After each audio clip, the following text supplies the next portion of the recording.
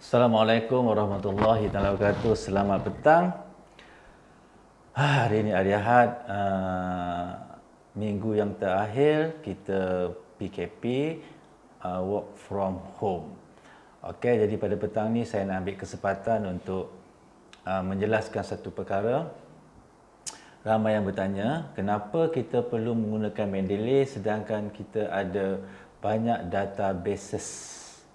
Okay, kita ada PubMed untuk medical, kita ada IEEE, Computer Engineering, kita ada Emerald Insight untuk business account, ekonomi pengurusan, kita ada Sign Direct untuk bidang-bidang yang lainnya di bawah Elsevier umpamanya. Okey, dan kita ada IEEE, banyak ya perkara-perkara, banyak database yang kita boleh dapat secara mudah dalam internet berdasarkan kepada publisher-publisher yang menyediakan database untuk publication syarikat masing-masing. So tiba persoalan, apa perlunya? Okey, apa perlunya kita menggunakan Mendeley untuk mencari rujukan, untuk mencari bahan-bahan yang kita nak baca sesuai dengan keperluan kita. Kenapa tak gunakan saja setiap database ini, ataupun kenapa tak gunakan Google Scholar sahaja? Okey, jadi kepada mereka yang baru, tentulah itu satu persoalan yang besar bagi mereka. Okey, kepada yang dah biasa tu maybe mereka bolehlah menjangkakan jawapannya. Okey, pertama kena faham bahawa Mendeley adalah reference manager, bukan databases. Kita Mendeley sendiri tidak ada database. Okey, yang ada database Sign Direct, ada beribu jurnal, ada PubMed untuk medical, ada beribu jurnal, okey, IEEE ada beribu jurnal, berpuluh ribu, maybe beratus ribu jurnal yang ditawarkan untuk kita. Tetapi bukannya Mendeley bukannya databases. Jadi siapa yang mengatakan kenapa tak cari artikel menggunakan database? Jadi itu sebenarnya satu pertanyaan yang tak kena lah. Anda sebenarnya pada prinsipnya boleh mencari apa sahaja database.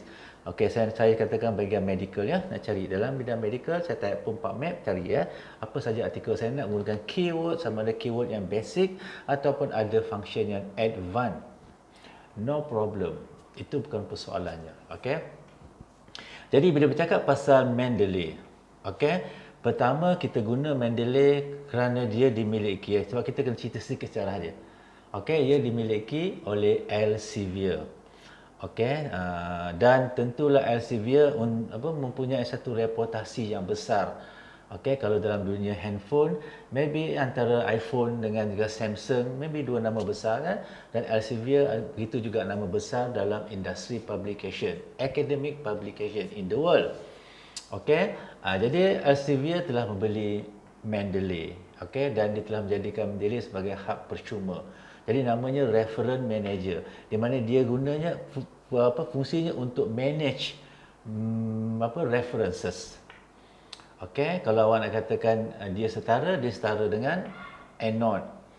Dia setara dengan RefWork. Dia setara dengan Zotero dan nama-nama lain lagi yang terlibat dalam reference manager. Okey, jadi Mendeley bukan database. Okey? Jadi bila Mendeley bukan database, apa perlunya kita guna Mendeley? Okey, sebenarnya Mendeley adalah reference manager, satu software yang kita gunakan untuk menjadi our own database. Sebab tu dia ada fungsi library dan search.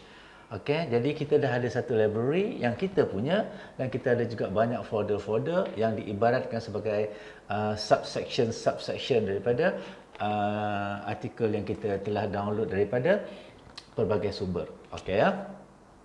Apa yang saya sebut dekat sini adalah apabila kita menggunakan atau mencari rujukan, satu keyword yang sangat penting adalah relevancy. Okey, katalah kita buat kajian pasal computational thinking. Tentulah kita nak computational thinking tu relevan dalam bidang education. Kemudian dia mestilah relevan dengan teori yang kita nak gunakan dalam education. Dia mestilah menggunakan teknik persampalan seperti yang diamalkan dalam bidang education. Okey, jadi dengan itu relevansinya itu sebenarnya berada dalam pelbagai databases. Maybe IEEE, okay, walaupun dia fokus kepada computer engineering umpamanya, tetapi dia juga ada bahagian computer education. Dan ramai, maybe beribu yang lakukan kajian berkaitan dengan computational thinking di bawah IEEE.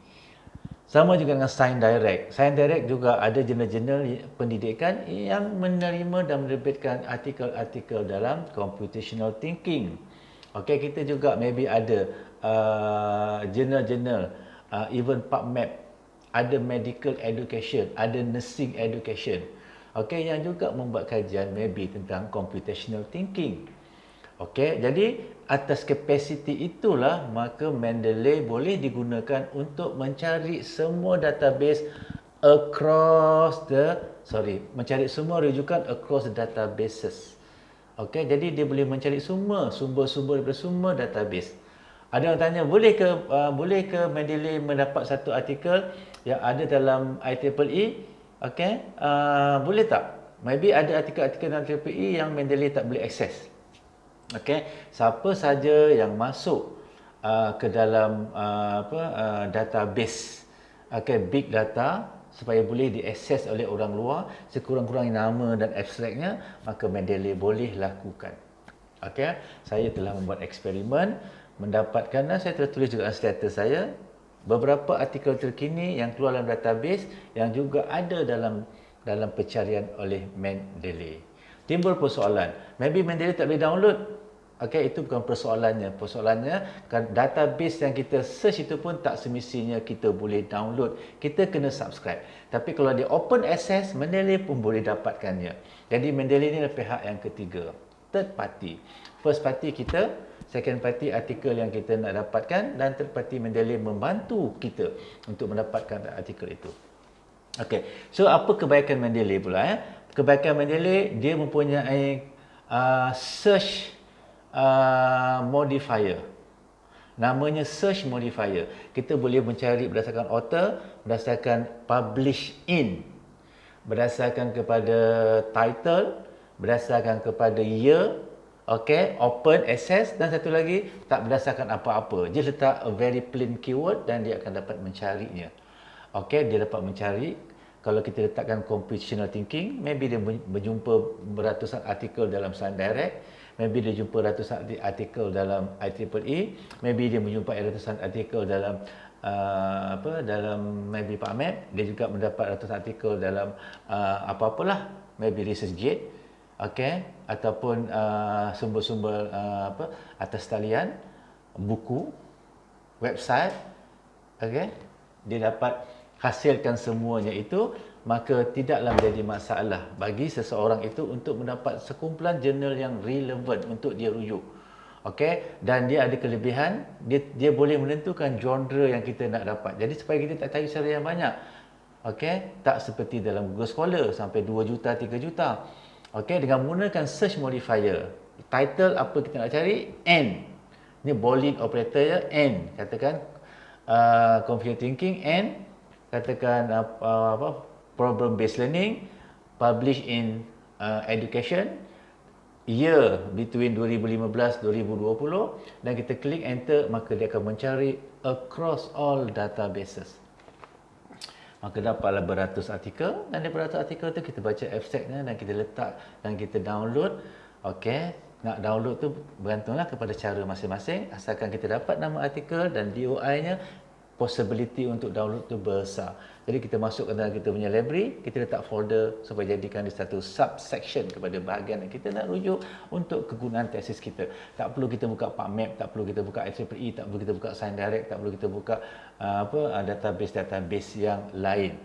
Okey, kemudian kita bukan saja mencari berdasarkan keyword yang relevan sebagai keyword utama kajian kita, kita juga boleh mencari keyword based on theory. Setelah kita dapat 10 artikel, kita dapati teori yang banyak digunakan adalah teori A. Maka kita boleh menggunakan Mendeley untuk search pula teori A dalam genre yang sama. Kita kumpulkan lagi 2-30 artikel. Okay, maybe kita gunakan sebagai cara mudah quasi eksperimen. Type saja quasi eksperimen, publish in education, gunakan keyword yang sama, kita letakkan tahun dia dan dia keluar pula semua artikel yang menggunakan quasi eksperimen. Jadi apa saja boleh dicari oleh Mendeley, panjang mana pun. Yang saya suka kenapa? Kita boleh buang yang kita tak perlu. Okey, jadi database yang lain saya tengok dia tanya apa yang kita nak. Tapi Mendeley dia boleh tanya apa yang kita nak dan apa kita tak nak. Contohnya kita nak computer thinking, kita nak publish in education, kita nak sekian-sekian tahun, kita nak problem based learning, tapi not ni not proceeding. Tak nak proceeding, not conference. Tak nak paper conference, not kita buat asterisk book. Tak nak apa saja buku. Okey, kita tak tesis, not tesis pun tak keluar.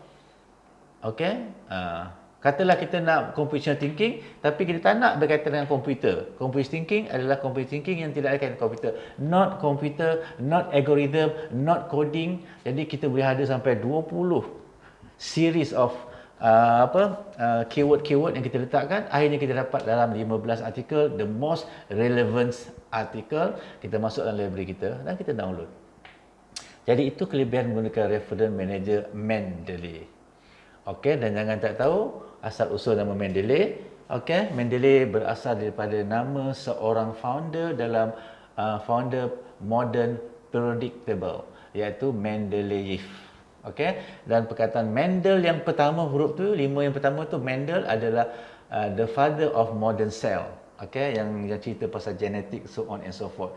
Jadi Mendeley adalah nama yang terbit daripada cara kita menyusun seperti predictable dan cara kita menyusun sebagaimana sel tersusun akhirnya menjadi satu entity, iaitu kajian yang kita nak lakukan. Okey, itu saja yang sempat saya bersama. Jadi jangan lupa, sesiapa yang tidak menguasai Mendeley, anda perlu menguasainya. Okey, bukan sekadar tahu saja, sebab Mendeley is a powerful. Okey, itu hanya jawapan kepada kenapa kita perlukan Mendeley, sebab istilahnya relevan.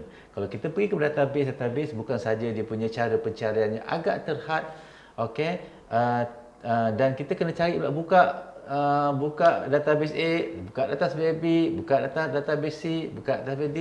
Jadi relevansi itu maybe tak kena. Tidak seperti Mendeley boleh mencari semua sekali menggunakan relevansi yang kita katakan paling dekat dengan kajian kita. Okey, itu saja. Assalamualaikum. Jangan nakal-nakal.